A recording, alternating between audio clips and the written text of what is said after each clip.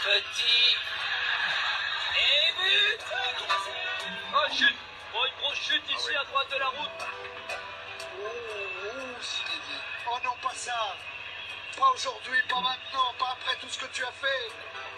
Allez, Jason, allez. Il s'appuie comme un grand, comme un Allez, champion il peut, du monde. allez. Il va le faire, il va faire voir tranquille au championnat du monde de Paris. Oh, et attaque de Villermoz, ça fait sauter. Je crois qu'après avoir vu ça, on peut mourir tranquille. Enfin, le plus tard possible, mais on peut. Ah, c'est super. Eh ben, bonsoir à toutes et à tous, hein, bienvenue sur Sport 39, deuxième invité pour ce soir. Je remercie d'ailleurs Moses Ratouvou qui a été présent tout à l'heure. J'espère que vous avez passé un beau moment avec lui. En tout cas, c'était fort instructif de voir un petit peu son retour à Lens. On va changer catégoriquement de sport tout de suite. On va passer à une discipline qui nous fait rêver chaque hiver à partir du mois de novembre jusqu'au mois de février-mars. C'est une discipline dans laquelle, bien sûr, des Jurassiens brillent, notamment Quentin Fillon-Maillet, Anaïs Bescon, et quelques espoirs qui poussent, notamment derrière, chez les garçons, avec Martin Bourgeois-République. On a également chez les dames Lou Jean Monod ou Caroline Colombo. Et à l'époque, je dis bien à l'époque, parce que malheureusement, elle ne fait plus partie de ce circuit, nous avions Léna Arnaud. Alors Léna Arnaud, elle devrait nous rejoindre dans quelques instants pour nous raconter un petit peu son parcours, qui est assez riche, et ses nouveaux projets, parce qu'elle a un nouveau projet qu'elle va nous expliquer ce soir. Donc on attend, il est 18h45, la meilleure, Quentin dit la meilleure, Léna Arnaud. Et peut-être, alors je sais pas si elle a peut-être des photos ou son ancienne carabine, c'est vrai que Léna Arnaud était assez reconnaissable sur les courses, parce qu'elle avait, si je dis pas de bêtises, Quentin, tu dois connaître aussi, elle devait avoir une carabine de couleur rose, donc c'est vrai que ça passait pas inaperçu dans les courses, donc c'était assez sympa. Donc on attend qu'elle se connecte, elle devrait pas tarder à arriver. Et puis bah comme ça on attaque. Si vous avez des questions d'ailleurs, n'hésitez pas à les mettre en commentaire, on lui posera ce soir, c'est le but. Là voilà, c'est le but de l'émission. Oui, donc c'était bien rose alors. Bonsoir Léna. Désolée, Oh non. Ravi de te retrouver. C'est vrai que je l'ai pas dit en introduction, mais je t'ai suivi pendant quelques années sur le circuit de biathlon. Est-ce que tu peux un petit peu te présenter avant pour celles et ceux qui te connaissent pas, parce qu'il y en a quand même, ton âge, d'où tu viens, et puis ce que tu fais, où tu résides maintenant, qu'est-ce que tu fais un petit peu dans la vie? Alors, oui. Donc, du coup, j'ai 25 ans maintenant, depuis une semaine. Je suis originaire du Jura à la base. J'ai un peu trahi ma terre natale pour m'installer en Savoie. T'es où? T'es d'où? T'es de Grandvaux, c'est ça Je suis du ski club du Congo. Et donc, je suis partie. Quand j'ai arrêté le ski, je me suis installée en Savoie. Et puis ensuite, j'y suis restée parce que j'ai commencé mon parcours professionnel là-bas. Par parcours professionnel, j'entends que j'ai commencé à être monitrice à la FECLA. Ouais. Et puis après, j'ai coaché 2 années consécutives au club nordique de la FECLA. Et donc voilà, je suis restée dans le coin, puisque voilà, j'avais pas mal de copains là-bas et puis que c'était sympa. Est-ce que tu fais partie du centre de formation fait classe longue distance ou pas? Non, tu t'interviens pas sur cette structure? Non, du coup, c'est une structure à part du club, donc sur les groupes U17, U19 en ski de fond et en biathlon. Donc, du coup, D'accord. avec Antoine et Chavidre, donc qui est mon coloc aussi. On a une grande coloc de coach à Chambéry. Et donc du coup, voilà, je suis installée là-bas maintenant. Et alors c'est vrai que tu l'as dit, tu viens de Grandvaux, une terre de ski nordique, un ski de fond biathlon. T'as commencé à quel âge le biathlon? Le biathlon, j'ai commencé quand j'avais une dizaine d'années. On a commencé assez tôt en fait. Il se trouve qu'au ski club du Grand-Vaux, il y avait une grosse dynamique biathlon. Mon frère faisait du biathlon, tous mes copains faisaient du biathlon. C'est la raison pour laquelle je me suis retrouvée à faire du biathlon en fait. Je les ai un peu suivis dans ce qu'ils faisaient. Et puis, donc, du coup, ça a commencé avec la famille Fillon-Maillet dans un garage à la Chaux-du-Dombier. Ok. Donc, à 10 mètres après les cours. Et puis voilà, c'est là qu'on a commencé. On était une bonne bande et puis on s'est suivi jusqu'au comité. Et puis ensuite, ça s'est un peu éclaté. Mais voilà, à la base, je suivais plutôt mes copains qui s'étaient mis au biathlon et je voulais absolument faire comme eux. Et Donc, c'est vrai que du coup, parce que alors il y a Quentin qui demande si tu vas pas retourner dans le Jura, mais je pense pas. Je pense qu'elle va nous trahir jusqu'au bout. Mais mais c'est vrai que quand tu commences comme ça, tu te dis bon bah allez, je suis mes copains, mes copines. On se dit pas bah tiens, je vais essayer de gravir les échelons. C'était pas le but quoi. Au début, c'était passer du bon temps avec ses amis quoi. au début, ouais, je crois que je me suis jamais vraiment mis d'objectif. J'avais pas spécialement envie d'être une championne, d'aller au JO. Je crois que j'ai jamais pensé à cet objectif-là. Au début, j'ai attaqué un peu par plaisir. J'adorais la compète. Mon père Mmh. et puis il se trouve que j'étais pas mauvaise. Et en fait, j'ai continué et un peu étape par étape. Tant que ça me faisait plaisir, disons que je continuais. Donc il y a mon père qui me bottait un peu les fesses pour aller à l'entraînement de temps en temps. C'était pas toujours simple. Mais voilà, je me projetais pas du tout. J'avais aucune projection pour le ski dans l'avenir, quoi. Et t'avais pas à un moment donné, je sais pas, peut-être vers 14-15 ans, où tu t'es dit bah tu commençais à performer, que tu dis bah tiens, peut-être que ou non, pas du tout. Non, pas tellement. C'est peut-être pour ça que j'ai arrêté à 21 ans, hein. Mmh. Mais non, à ce moment-là, j'étais avec mes copines. Enfin, c'était de la découverte, quoi. Donc, ça marchait bien. Je me faisais plaisir, mais j'avais pas spécialement. Enfin voilà, quoi. Je savais pas jusqu'où j'allais aller. Je prenais un peu les choses comme elles venaient, en fait. Du coup, D'accord. c'était cool aussi, en fait. Mais on en reviendra un petit peu après. C'est peut-être ce côté en décalé qui a fait que ça n'a pas forcément fonctionné plus tard. Mais ça serait intéressant que tu expliques un petit peu aux spectateurs un petit peu ton palmarès, parce que c'est vrai que j'ai pas eu le temps de tout noter les titres champions de France. Je pense qu'il y en a eu énormément. Mais il y a quand même des titres mondiaux et européens qui sont importants à souligner. Est-ce que tu peux nous rappeler un petit peu tout ça? Ouais, le premier, du coup, c'est quand on est parti à Presqu'île. Mmh. J'en garde des souvenirs encore présents. Il faisait -20. Je pense que le bout de mes doigts s'en souviennent encore.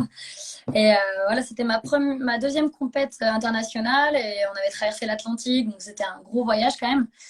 Et donc c'est là que j'ai fait ma première médaille d'or quand j'étais en catégorie jeune, en relais Oui. avec Julia et Estelle. Oui. Donc du coup, là à ce moment-là, en fait, c'était déjà énorme d'y aller. Et donc tout ce que j'allais faire là-bas, ça allait être du bonus, quoi. Donc c'était ce qui était cool à l'époque, c'était que tu y allais sans aucune prétention. Tu voyais ce que ça faisait. Déjà de partir, c'était méga excitant. Et puis en plus de faire un résultat par-dessus, ça a été fou. Ouais. Surtout qu'elles avaient fait des courses parfaites. Estelle, elle avait tiré à 10. Julia, comme d'hab, elle avait fait un parcours sans faute. Moi, j'étais arrivée fin de relais, un peu comme un cheveu sur la soupe. Et je me rappelle que j'étais dans l'air de départ. Je me disais, mais si tu plantes le relais, t'as pas le droit de le faire, quoi. Et je pense que c'était une bonne pression finalement. Et du coup, voilà, j'ai pas planté le relais, heureusement pour moi. Et du coup, ça s'est lancé. Ah bah justement, alors j'allais intervenir parce que mon frère jumeau là, vient de poser une question. Qui est cette sportive? Donc c'est Léna Arnaud, mon frère Béranger, que je salue, mais ancienne biathlète, c'est pour ça. Et d'ailleurs, il adore le biathlon, donc au moins comme ça, il va être ravi. Alors championne du monde jeune en relais, et ensuite la saison d'après, championne du monde junior, ou c'est la deuxième saison de junior où tu es championne? C'est la deuxième saison de junior où tu es championne, c'est ça? Attends, j'ai reçu un appel du coup. Ah, J'ai je bugué. disais, tu étais donc championne du monde jeune en relais à Presqu'île aux États-Unis, ton premier titre. Et ensuite, tu as enchaîné l'année d'après avec un titre mondial en junior, c'est ça? Ouais, alors du coup, dans la même continuité, un peu, toujours sans pression, c'est une année en fait où tout roulait. Ça s'est enchaîné avec fluidité. Tout allait bien. Les sélections, ça s'est méga bien passé. Et du coup, quand on est arrivé à Minsk, donc j'avais été surclassée en junior, j'étais encore jeune. Mmh. Donc encore là, encore une fois, j'y suis allée en me disant de m'être sélectionnée et d'y être, c'est déjà trop bien. Et donc les courses, voilà, j'avais pas d'attente, je m'attendais à rien. Bien sûr, j'avais envie de faire des belles courses, mais voilà, je m'étais pas mis d'objectif de médaille dans la tête. Je me rappelle que la veille, je parlais avec Julie Chenova, C'était ma coloc de chambre à cette époque. Et je lui disais, je lui parlais des filles qui faisaient des médailles régulièrement et tout, et je lui disais, mais purée, j'ai pas l'impression qu'elles aient beaucoup plus que nous, Mhm. pas vraiment beaucoup plus fortes, mais comment ça se fait que nous, on n'arrive pas à décrocher de trucs, des médailles inédites, de trucs un peu imprévisibles. Et puis, du coup, le lendemain, j'ai décroché la médaille d'or sur le sprint. Ouais. Donc, du Alors coup, on peut peut-être rappeler, parce que moi j'ai vu les images tout à l'heure sur tes tirs. Surtout le premier tir couché, donc pour celles et ceux qui ne connaissent pas, il y a que deux tirs, hein, un tir couché, un tir debout sur le sprint. Le premier tir couché, on a senti que tu l'as vraiment assuré. Tu as mis un petit peu de temps pour mettre les 5 balles, mais voilà, tu les as mises, quoi. c'est que quand t'es jeune, là, j'étais en catégorie junior, mais t'es encore un bébé du biathlon, quoi. Mhm. Donc, c'est-à-dire que si tu veux, en tout cas, enfin, moi, si je voulais faire les choses correctement, il fallait quand même que je prenne mon temps. C'est des choses que j'avais appris un petit peu pendant les sélections. Et du coup, là, je suis arrivée à me poser, chose que j'arrive pas à faire d'habitude. Et donc, ouais, j'ai pris mon temps. Et puis, ça a déroulé. Je me souviens même pas tant, en fait, de ce qui s'est passé dans ma tête à ce moment-là. Je pense que j'étais vraiment dans la course et du coup, je me souviens pas de comment ça s'est passé, comment ça s'est passé vraiment techniquement à ce moment-là. Mais, Tu gagnes pour 2 secondes, hein, face à une Kazakh, tu t'es arraché sur la fin. On voit les images où tu es à bout, là. ouais, Tu te souviens plus, quoi, du coup, de ce moment-là. Après, dans la tête, ça. non, je me souviens en fait, je suis sortie du tir, ça se jouait à 3 secondes et Ouais. quelques, 3 secondes derrière. Et il y avait une méga grande bosse, elle était interminable. Et je me suis dit, bah là, de toute manière, des branches, tu verras bien ce que ça donne. J'essayais de pas trop me mettre la pression parce que généralement, quand vraiment je me stresse, je perds de l'énergie. Mhm. Si je commence à me dire, t'es à 3 secondes, t'es à 3 secondes, en fait, moi, ça me bouffe, je perds une énergie folle et puis ça me fatigue. Donc, je me suis mis un peu, je me suis dit, allez, ski propre, optimise la piste et tout. Je me suis mis un peu des points techniques en tête pour éviter de me mettre trop le stress. Et puis, du coup, passer la ligne avec 2 secondes d'avance, à ce moment-là, c'était juste énorme. Et c'est vrai que le surlendemain, je crois, un truc comme ça, enfin, parce qu'après, il y a la poursuite, mais je crois que tu fais 9 ou 10, non, c'est ça, sur la poursuite? Ouais, à la Mhm. poursuite, c'est pas pareil, ouais. Disons que partir en tête, je suis pas arrivée avec la même détente que la veille. J'étais Mhm. beaucoup plus stressée. Je me suis dit, voilà, tu pars la première. Du coup, je pense que j'ai perdu un peu de vue l'objectif. Je suis partie super vite en mode, tu vas assurer la première place et j'ai fait n'importe quoi. Et par contre, après, tu as réussi à te ressaisir avec tes coéquipières Julia Simon et Chloé Chevalier. Deuxième titre mondial, quoi, du coup, sur ces championnats. C'est repartir de là-bas de Biélorussie avec 2 titres. C'est Ouais, énorme pour une fille en plus qui était surclassée, quoi. ouais, non, mais c'était fou. À ce moment-là, je me rendais pas compte de ce que ça voulait dire, en fait.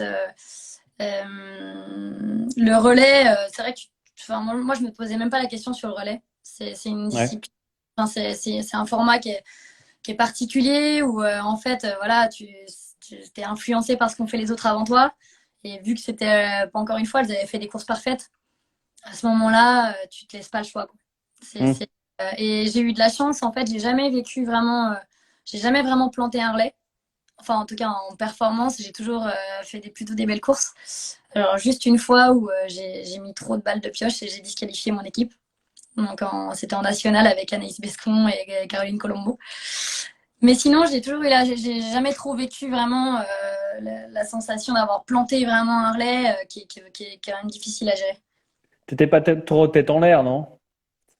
Ouais, Non, ça va. c'était grave, c'était grave. Alors ça faisait enfin, ça faisait rire. Pas trop mes coachs, mais disons que c'était un trait de caractère qui était assez particulier. Chez moi, j'étais très maladroite, Mm. très tête en l'air. J'étais un boulet, quoi, de manière Je- générale. Il y avait une question tout à l'heure, peut-être qu'on la posera en fin d'émission, mais aujourd'hui, tu utilises, enfin, tu fais un peu de biathlon pour le plaisir. T'as ressorti de temps en temps la carabine ou pas alors? Ouais, du coup, vu qu'on coach des biathlètes, Ah oui. c'est souvent avec Antoine qu'on fait un ou deux chargeurs. Donc Antoine, qui était mon collègue, ancien biathlète aussi. Oui, on se tire de temps en temps, comme ça pour le plaisir, un ou deux chargeurs par-ci par-là. Après, on refait plus. J'avais commencé à refaire quelques courses pour me faire plaisir. Puis après, il y a eu le Covid. Et donc, Ah oui. lâché un peu le. Je sais pas si j'en referais peut-être. En tout cas, Nanas qui est assez fan, hein, Béranger qui dit big up à Nanas, c'est vrai qu'elle est assez suivie quand même, Anaïs Bescon sur la Ouais. saison. En 2015-2016, justement, auréolée de ces deux titres mondiaux, saison suivante, titre européen encore en junior avec à Poljúka en Slovénie avec sur le sprint, l'argent sur la poursuite, derrière Julia Simon notamment, et puis une autre médaille en relais. Euh, c'est vrai que si on regarde ces deux saisons, on se dit que c'est quand même y a rien acheté, quoi. Alors que je sais pas si j'avais regardé un petit peu les courses individuelles sur la saison, c'était un peu moins bien ou Ouais. pas? Cette saison-là, elle a été particulière. En fait, j'ai eu des bons résultats. Et puis après ma médaille d'or, en fait, j'ai commencé à prendre conscience de l'importance et de l'influence que ça allait avoir sur ma vie, ce genre de médaille. Et en fait, à partir du moment où tu prends conscience de ce que tu perds si tu loupes ta course, c'est plus du tout le même sport en fait. C'est plus du tout mentalement, t'as plus du tout la même pression. Et avant, je m'en rendais pas compte. Je me disais voilà, bah, si tu vas pas, tu feras autre chose. Si tu fais pas de médaille, c'est pas grave. Et après, tu te dis bah là, si je fais pas de médaille, ça devient grave en fait. Tu te mets presque une pression de résultat qui est pas nécessaire. Mais du coup, voilà, tu le fais sans t'en rendre compte. Et ça a déjà commencé à ce moment-là à me plomber un petit peu. Ok. Je suis partie au mondiaux Ric-Rac. Normalement, j'étais pas sélectionnée, mais puisque j'avais fait une médaille d'or, j'ai été invitée Ah oui. pour défendre mon titre. Mais déjà là, j'étais pas sélectionnée, donc je suis allée aux mondiaux sur quand même un petit coup de chance. Et j'ai fait 2 quatrièmes places méga frustrantes. À des beaux tirs, mais j'étais pas au niveau en ski. Donc déjà là, ça commençait un petit peu à sentir le roussi pour moi. Malgré le bel enchaînement des Europes, les 3 médailles qui faisaient plaisir, ça commençait à devenir différent. Plus aussi léger que ça l'avait été par le passé, quoi. On a eu une question là tout à l'heure. Tu disais en introduction que tu as commencé le biathlon parce que tu avais des amis qui étaient entraînés, qui t'ont poussé dedans. Généralement, soit dans l'eau Jura, soit on va sur le biathlon, soit on va sur le ski de fond. Il y a des gens qui ont fait la passerelle entre les deux. Pourquoi du coup alors, avec tes amis, mais t'es jamais dit bah tiens, je voudrais juste faire du ski de fond ou non? Non, parce que je suis une chèvre en classique. D'accord. Je suis, C'est une bonne réponse, hein, et bah voilà, c'est 50% du ski de fond. C'était stratégiquement parlant, c'était pas une bonne idée pour moi. J'ai jamais été, j'ai jamais aimé ça. Je préférais le skate, c'est indéniable. Et puis en plus, techniquement, j'avais des énormes lacunes. Et puis voilà. Donc, Bon, tu demanderas à Valentin Chauvin qui te donne encore des cours en classique si tu veux. ouais, je peux seulement en prendre des cours avec Val. Ouais. C'est vrai que tu parles déjà de cette année 2015-2016 un peu plus dure. Ensuite, il y a eu la bascule entre junior et senior. On le sait, hein, c'est toujours compliqué. Il y a la pression qui arrive avec cette performance qu'il faut normalement pour essayer de gravir les échelons. Aujourd'hui, à froid, comment tu analyses un petit peu le fait que tu n'aies pas réussi? Alors, par rapport à ce que tu m'as dit depuis le début, je me dis, est-ce que tu t'es un petit peu t'as trop misé sur tes acquis, t'en as pas fait assez. Voilà, est-ce que t'as pas tout mis pour réussir? Comment tu l'analyses? Je pense que j'ai pas mis tous les ingrédients pour réussir. Maintenant, arrêter, je peux le dire. Pour être honnête, c'est vrai que j'ai jamais l'entraînement, ça a jamais été ce que j'aimais le plus dans le sport. Donc ça peut paraître évident pour certaines personnes, mais il y a vraiment des athlètes qui préfèrent s'entraîner à courir sur les compétitions. Moi, c'était pas mon cas. L'entraînement, je trouvais ça long et fastidieux, donc nécessaire, mais voilà, c'était pas mon point fort. Et quand j'ai dû m'y mettre vraiment, je pense que j'ai perdu vraiment des plumes moralement à ce moment-là. J'ai perdu un peu la légèreté et la fraîcheur qui faisait que j'étais douée en biathlon. Et voilà, pour moi, c'était plus le même sport. À partir de ce moment-là où j'ai vraiment dû m'impliquer, me mettre à bosser, à m'entraîner tout le temps, à faire des gros sacrifices, j'ai perdu un peu le plaisir en fait du biathlon. Et donc je sais pas dans quel ordre c'est venu, si c'est la motivation qui a baissé, donc mes résultats étaient moins bons, ou l'inverse. Mais voilà, à partir de ce moment-là, l'entraînement, c'est 90% du temps d'un athlète. Et en fait, du coup, moi, je me faisais plaisir ni sur ces 90%, ni sur les 10% qui restaient, vu que mes résultats étaient pas bons. Donc là, l'équilibre, il Et était dans, plus. et dans la tête aussi, quand on sent qu'on commence un petit peu à reculer dans les échelons, on se dit souvent, hein, c'est 80% dans la tête, des fois, il y a certains sports, qu'on sent qu'on est limite, qu'on n'y arrive plus, et que tu parles de motivation, que c'est dur, bah oui, tu as envie de lâcher, quoi, à un moment donné. Ouais, en fait, quand il y avait plus les résultats, en tout cas, pour moi, c'était trop de sacrifices dans ma vie de tous les jours. J'avais plus envie de les faire. Ça allait tant qu'il y avait des résultats et que je me faisais vraiment plaisir sur les compétitions. Et quand ça a commencé à être moins bon, bah, j'avais vraiment plus d'intérêt. J'avais plus d'équilibre, il y avait plus cet équilibre-là. Et dans la tête, j'ai commencé à lâcher complètement. Donc, C'est c'est- c'est vrai que tu parles de sélection, c'est quand même, alors, pour expliquer à celles et ceux qui ne connaissent pas, chaque année, il y a des sélections pour pouvoir disputer alors, la Coupe du Monde B, donc IBU. Ensuite, il faut performer en IBU, donc le deuxième échelon mondial pour monter en Coupe du Monde. Tout ça, donc il y a des sélections, il faut être performante en course. Et tu as indiqué également, quand tu as arrêté à 21 ans, qu'il y avait aussi une ambiance derrière qui découlait de tout ça, c'était pesant. Euh, Ça, c'est un aspect un petit peu mental. Du coup, vous n'êtes pas préparé? Comment ça se passe pour gérer tout ça? Parce que c'est pas évident à cet âge-là. alors, préparer, non, on l'est Ouais. pas. Justement, c'est peut-être un peu le truc, c'est que c'est un peu la désillusion quand on arrive, quand on est vraiment au cœur de ce système de sélection, c'est difficile. Et après, voilà, c'est un passage obligatoire, c'est un processus qui est inévitable, les sélections. Mmh. Il y a pas de bonne solution pour tout le monde, il y a forcément un premier et un dernier. Et Mmh. donc, du coup, bah, tu as des personnes qui sont sur le bateau et qui sont contents. Et tu as des personnes qui restent sur le quai et qui sont moins contents. C'est le système qui est comme ça, c'est le sport. Et pourtant, l'implication est souvent la même, hein, pour expliquer aux gens quand même. Oui, oui, voilà, les sacrifices derrière, ils sont faits. Et donc, c'est ce que j'ai trouvé vraiment difficile, en fait, c'est de faire des sacrifices dans ma vie de tous les jours. Et en fait, ensuite, de confier cette vie-là à d'autres personnes. Mmh. Et bah voilà, confier des décisions à des personnes où en fait finalement on n'a plus le contrôle. Et voilà, parfois il y a des bonnes décisions qu'on est prêt à accepter et parfois il y a des décisions qui sont pas nécessaires, enfin, qui sont pas forcément justifiées. Et c'est là que c'est difficile. C'est Ouais. que on mériterait, parfois, je pense qu'on aurait mérité quelques justifications qui n'ont pas été qui n'ont pas été faites. Et c'est à ce moment-là vraiment que bah voilà, l'ambiance, elle devient compliquée parce que y a des choses que tu n'acceptes pas. Et dans un groupe, du coup, voilà, ça devient pesant. Et Moi, je vois par rapport à ce que tu dis, il y a une actu qui est sortie aujourd'hui ou hier de Caroline Colombon, hein, qui a appris cet été, normalement, elle avait dit dans l'interview qu'elle a donnée à un autre média, elle disait, on m'avait fait croire, fait penser que je serais en équipe de France A, et quand les sélections sont tombées, et ben là, elle a reçu un coup sur la tête. Voilà, ces sélections, cette pression, ça va être quand même dur, quoi, à vivre, quoi. les sélections, Mm. c'est pour y avoir longuement réfléchi, il n'y a pas de solution parfaite. Par contre, je pense il manque de la psychologie. Il manque voilà, de la préparation mentale et de la psychologie surtout à tous les niveaux, que ce soit l'encadrement, que ce soit de notre côté.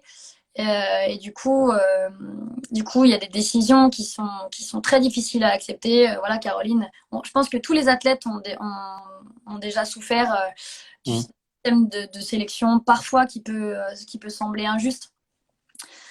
Et Et c'est vrai que du coup, il faut que vous preniez de votre poche ce préparateur mental. C'est un truc, c'est à vous quoi de le faire quoi. C'est pas la fédération qui va vous dire, bah, on vous propose ça. Non, c'est à vous de vous prendre en main, de vous dire, bah, j'ai besoin de ça. c'est à nous de le faire. Après, Mm. c'est ce qui est logique dans le sens où un préparateur mental qui me conviendra pas à Caroline, puisqu'on a des profils C'est vrai. différents. Donc, de ce point de vue-là, c'est assez logique. Après, ce qui est même un très bon préparateur, il peut pas te préparer à l'injustice que tu vas peut-être subir ou le manque de respect que tu peux avoir dans un système de sélection. ça, tu peux essayer de te préparer, de t'affranchir de ça. Mais voilà, on sort de la performance pure, quoi. Là, c'est plus haut que ça. Et c'est ce qui est dommage. Et c'est ce qui, du coup, chez Caroline, Mmh. il y en a que ça motive. Moi, ça m'a plombé. J'avais plus envie, en fait. J'avais très envie de faire autre chose aussi. Mmh. Et donc, voilà, je me suis dit, je préfère reprendre un peu le contrôle, faire autre chose, passer un autre chapitre de ma vie et pas partir aigri du biathlon et aigri du système, en fait. Voilà. C'est vrai que tu es parti. Alors moi, je m'en souviendrai, j'étais présent sur place après Manon sur ces championnats de France où une combinaison assez incroyable.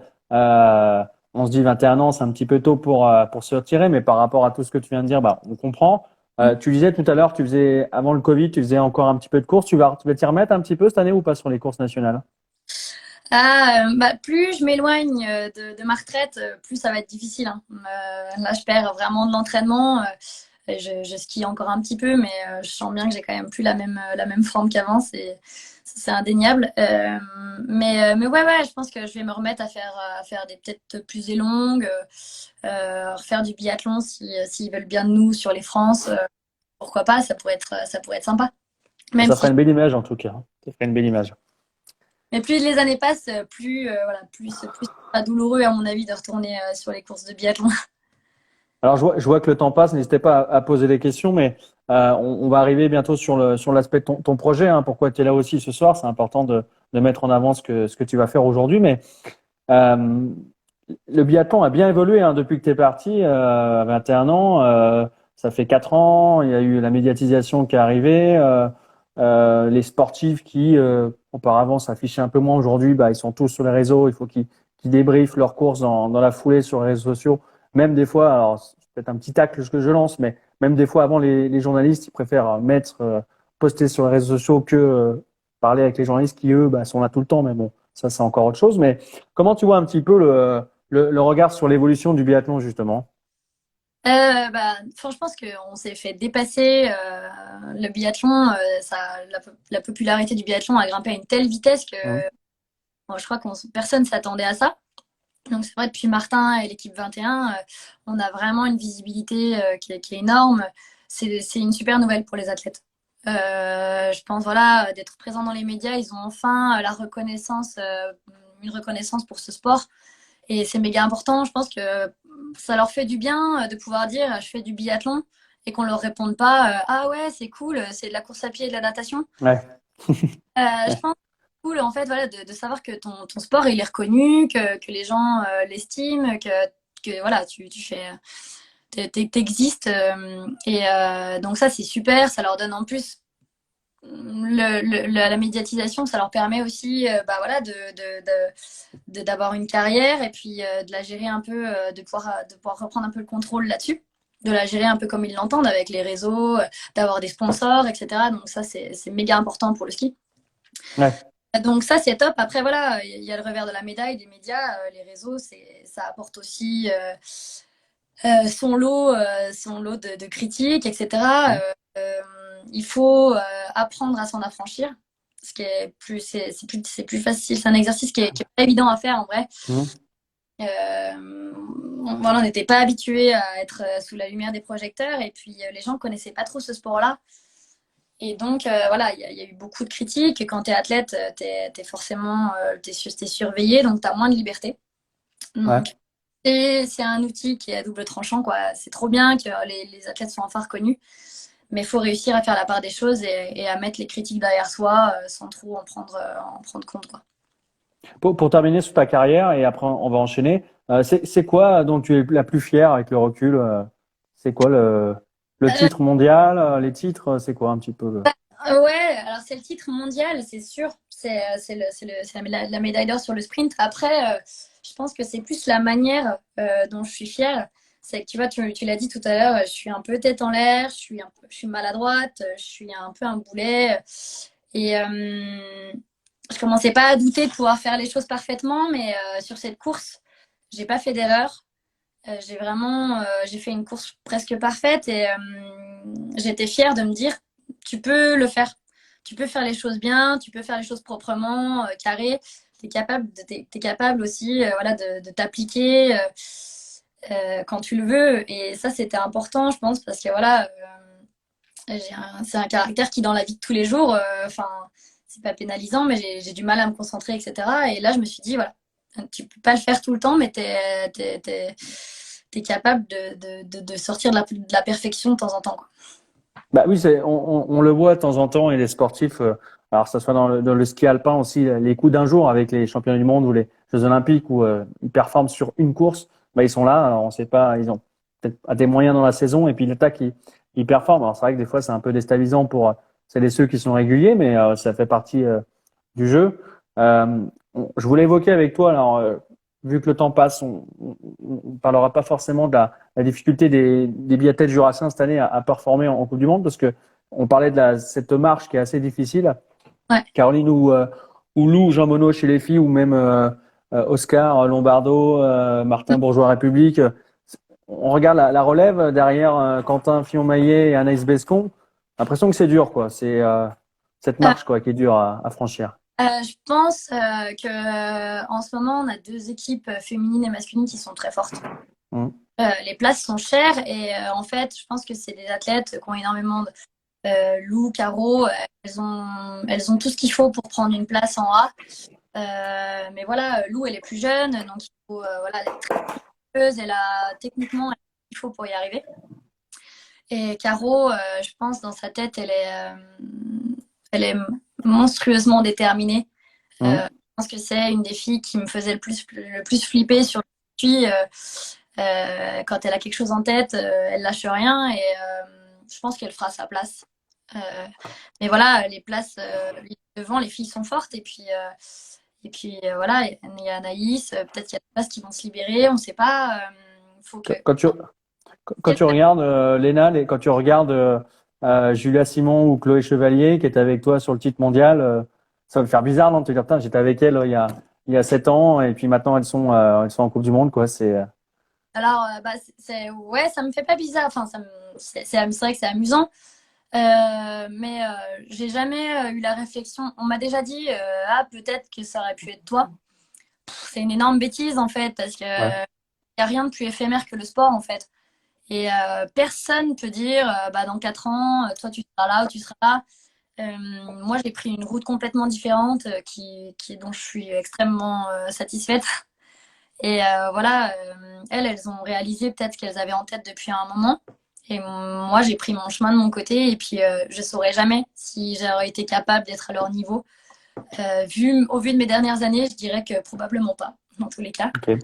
Et donc voilà, c'est très cool de les voir à ce niveau-là. Quand Caro est montée en Coupe du Monde, et Lou, ça a été juste un moment énorme. Mais j'ai pas de regrets, quoi. Justement, tu parles de route, ça fait une très très belle transition. On va changer de route, on va passer sur ton nouveau chemin. Les prémices, voilà, tu es en train de mettre les ciments sur un tout nouveau projet que tu m'évoquais la semaine dernière, à l'occasion de tes 25 ans. Est-ce que tu peux nous expliquer un petit peu, c'est quoi et qu'est-ce que tu veux mettre en place alors du coup? Parce que tu nous parlais de tes encadrements avec les jeunes, mais tu as envie de faire autre chose aussi à côté. Bah ouais, je pense que d'avoir travaillé au club de la FECLAS, ça m'a aussi un peu donné le goût. C'est un club qui est vraiment précurseur dans le développement du biathlon. Notamment, il travaille beaucoup à le rendre accessible aux plus nombreux.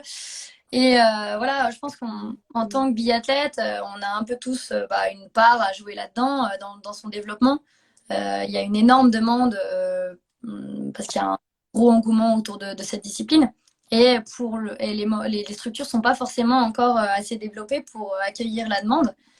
Et donc voilà, moi j'aimerais faire ma part, donc notamment dans la station de Val d'Isère, parce que j'aime énormément cette station. J'y ai passé beaucoup de temps depuis que je suis petite, notamment en ski de fond, parce que quand tu es athlète, quand tu vas faire du ski alpin, tu prends tes skis de fond avec toi quand même. Et il se trouve en fait que c'est une station qui a un domaine nordique sublime. Ouais. Pour une station alpine, un terrain très riche. Et pour le moment, le nordique n'est pas spécialement développé dans cette station. Et donc du coup, voilà, mon objectif, ce serait de le développer et puis de pouvoir rendre le biathlon accessible là où. Alors, c'est monter vraiment une structure, un centre où c'est proposé l'enseignement de biathlon. Pour le moment, voilà, la station, elle est culturellement très alpine. Hum, C'est un peu la mecque du ski alpin. Donc voilà, dans les esprits, le nordique, c'est presque contre nature. Donc c'est y aller progressivement. Dans un premier temps, cet hiver, on a monté une école de nordique. ok. Donc en partenariat avec une école qui s'appelle Ski Mountain Academy, qui était déjà sur la station, qui fait de l'enseignement alpin. Et donc, du coup, moi, je me suis associée à eux pour faire une école exclusivement nordique, donc ski de fond et biathlon. Ok. Je vais monter dès cet hiver, dès fin novembre, à l'ouverture de la station. Et puis, voilà, on va développer l'activité progressivement. Donc, pour le moment, ça a commencé avec une école et j'espère pouvoir le développer plus structurellement, plus par la suite, pourquoi pas un club, etc. Tu seras toute seule du coup pour l'encadrement ou tu seras épaulée par des gens? La première année, je serai seule. C'est un peu un Hum, crash test. Voilà, c'est monter, prendre la température, voir comment ça se passe, est-ce que les gens sont prêts à l'accueillir ou non. Et puis, et ensuite, voilà, c'est une nouvelle aventure, donc je me mets pas trop. Pour le moment, je suis seule. Peut-être que l'an prochain, on sera plusieurs, ou peut-être pas. Euh, on verra comment ça rend, et puis si les gens sont intéressés par le nordique là-haut, si on arrive vraiment à On est, communiquer et à bah ouais, attirer. c'est ce que j'allais dire. On a un mois à peu près, un mois et demi de l'ouverture de la saison. Vous avez déjà entamé cette prospection auprès des gens, les flyers, des relations presse, choses comme ça. Vous avez déjà entamé ces démarches? Alors ouais, donc du coup c'est une des raisons aussi. Voilà, on a fait une équipe donc avec Ski Mountain Academy parce que voilà, c'est du démarchage hôtelier. C'est déjà voilà, se faire connaître auprès des acteurs de la station qui du coup me connaissaient pas jusqu'à maintenant. Et puis on sera présent sur le premier événement, les premières traces. Euh, Hum, on va essayer voilà, de mettre en place un stand de biathlon pour voilà, marquer le coup d'entrée de jeu. Et oui, donc on a commencé, mais voilà, on va rentrer dans le mois là où on va vraiment faire de la communication et dire aux gens, bah voilà, si maintenant il y a du nordique là-haut, donc pour les gens qui montent skier, ça peut être intéressant. alors Val d'Isère, c'est la Savoie, hein, si je dis pas de bêtises, Haute-Savoie. Ouais, c'est la Savoie. La Savoie, alors les Savoyards comme les Hauts-Savoyards, je vais me faire des ennemis, mais c'est pas grave. Ils ont quand même un sacré caractère. Arriver sur leur plate-bande en disant bon bah l'alpin c'est bien, mais moi je vous propose du ski nordique et du biathlon, ça a dû un petit peu les titiller, non, quand t'es arrivé pour leur demander. Disons que en fait, ils ont une mauvaise connaissance de cette discipline. Donc du coup, forcément, quand on connaît pas, on n'est pas toujours très motivé. Mais voilà, ils commencent à s'ouvrir au développement de l'activité, à se dire pourquoi pas, ça peut être intéressant. Et donc, ils ont tous, je pense, un bon caractère. Après, voilà, je vais les emmener skier un petit peu. Ils verront que c'est pas si facile, que c'est pas un sport de mauviette et peut-être qu'ils laisseront sa chance au nordique. Et en plus c'est complètement différent. Enfin après, l'avantage du ski nordique, moi je l'ai déjà vu et puis d'autres personnes, c'est que quand tu as envie d'aller skier, même en location pour la journée, c'est très accessible quoi. La location est pas très chère, le forfait la journée est pas cher. Comparé au ski alpin, c'est quand même le jour et la nuit quoi. C'est quand même C'est deux mondes. C'est une activité qui est complémentaire. Donc, du Mhm. coup, voilà, dans une station alpine, c'est ce qui est intéressant pour eux. C'est que voilà, les gens monteront faire du ski alpin pour le domaine qui est magnifique, etc. Mais maintenant, voilà, les gens, ils veulent faire plein de choses en fait. Dans une semaine, ils veulent faire Mhm. du ski alpin, du chien de traîneau, ils veulent faire, voilà, ils veulent tester de nouvelles choses. Et donc, c'est dans cette optique-là que le développement de l'activité est intéressant pour eux. Et voilà, alors, pour le moment, c'est vrai que la location du ski, c'est pas ce qui est le plus accessible à Val d'Isère, Mhm. mais probablement que ça sera dans quelques années. Et puis, voilà, je pense qu'il faut montrer aux gens que ça peut être accessible, ça peut être fun surtout. C'est pas que un vieux sport nordique qu'on faisait pour aller à la chasse. Maintenant, c'est un vrai sport cool qui intéresse énormément de jeunes les familles, voilà, tout public en fait. Et voilà, je pense qu'on a des choses à prouver à ce niveau-là. À prouver, non, mais à leur montrer en tout cas, à leur faire découvrir. Ce qui est difficile aujourd'hui, donc je pense que c'est le financement de tout ça, j'imagine, c'est de trouver des partenaires. C'est ça un peu ce qui freine? Alors, oui, disons que la région peut financer. On a la chance, c'est pas un sport qui est très coûteux. Mmh. Installation, on est très loin des installations alpines, voilà, des télésièges, etc. C'est pas une des installations qui sont très coûteuses, donc du coup pour les stations, c'est pas un énorme investissement. Donc voilà, après c'est sûr que si on parle d'un stade de biathlon avec une piste de ski rouge, c'est encore Voilà. Mmh. c'est un autre sujet. Mais voilà, disons que la fédération, il y a beaucoup de structures qui encouragent le développement et du coup qui sont de notre côté au niveau de l'investissement. Et maintenant, aujourd'hui, pour du biathlon, on arrive à trouver des financements. La région, vous êtes du coup là, parce que enfin, je lance l'appel, mais moi je connais bien la région, j'y ai bossé, donc tu pourras Alors, me demander si tu as besoin de faire les contacts, il n'y a pas de problème. Voilà. Ça c'est dit. la Non, région, mais c'est vrai. alors il y a Savoie Nordique, du coup, donc, qui sont chargés de développement du nordique en Savoie. Mmh. Donc, voilà, qui créent des modèles pour faciliter l'implantation du ski nordique dans les stations, qui apportent des solutions au niveau de l'investissement. Mais voilà, ça reste restreint. En fait, il faut surtout que les stations soient prêtes à l'accueillir, soient prêtes à faire des changements et puis à faire évoluer leur station, Leur domaine? leur domaine, voilà. Ah oui, parce que ça va nécessiter quelques travaux pour eux, quoi. Enfin, ça leur coûte un petit peu d'argent, c'est ce qu'ils doivent te dire aussi en retour. C'est quoi un petit peu ce qui les freine, c'est ça, non? Pour le moment, non. Alors, on parle pas d'une énorme installation, donc on parle plus de quelque chose d'éphémère, une zone pédagogique, c'est du Mmh. balisage, de l'information dans un premier temps. Dire aux gens voilà, que c'est ici qu'on peut en faire, que ça se passe comme ça. Il y a beaucoup de gens qui sont découragés parce qu'ils partent en solo sans trop savoir quel niveau ils ont et sur quelle piste aller, comment s'habiller, comment s'équiper. Et en fait, du coup, il y a beaucoup de gens qui ne sont pas encadrés et qui se dégoûtent de ce sport. Donc, dans un premier temps, c'est surtout de faire de l'information, de les guider au bon endroit, au bon moment, pour que voilà, ils aient une chance d'apprécier le ski de fond, quoi. Et, Tu as un nom, tu vas donner à ce projet. On peut retrouver des infos. Comment ça va se passer un petit peu tout ça? pour le moment, du coup, donc moi, je me suis greffée à l'école Ski Mountain Academy. Ok.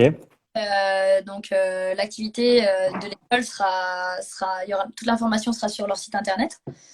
Et puis, et donc après, voilà, pour le moment, le projet de développement, ça commence par une école pour la température, et puis ensuite, avec la station, en fonction de l'évolution, ça pourrait devenir un vrai projet de haute montagne pour le biathlon. Ce qui D'accord. est important en vue de l'évolution de la neige, de l'enneigement ces dernières années. Pouvoir faire du biathlon en haute montagne, ça peut être intéressant. Eh ben, très bien. En tout cas, merci beaucoup, Léna, pour tout ça. C'était top. On va avoir ce projet là. Dès que tu auras un peu plus, ça sera avancé, n'hésite pas à me le dire. Comme ça, on essaiera de partager aussi sur le média. Merci Ouais. pour tout ce retour en arrière. C'était plaisant de revenir sur ta carrière et savoir un peu la belle évolution que tu as eue depuis. Donc, merci encore à toi. Merci à vous. C'était très cool. Et puis, bonne soirée. Ça sera retrouvé, comme je disais tout à l'heure, sur YouTube dès demain. Donc, tu pourras partager également. Et puis, bon courage pour la saison, en tout cas. Beaucoup Quentin et merci à tous ceux qui ont regardé. Bonne soirée à tous. Yes. À bientôt. Merci. À plus. On remercie Léna pour sa présence, sa disponibilité ce soir. J'espère que ça vous a plu. En tout cas, c'est ce petit format un peu plus long que d'habitude, hein. Je m'en excuse, mais c'est vrai qu'il y a pas mal de choses à dire.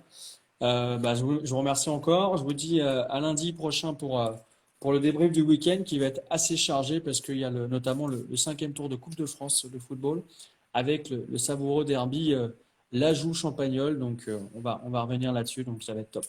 Merci à vous. Bonne soirée et puis à très bientôt. Ciao.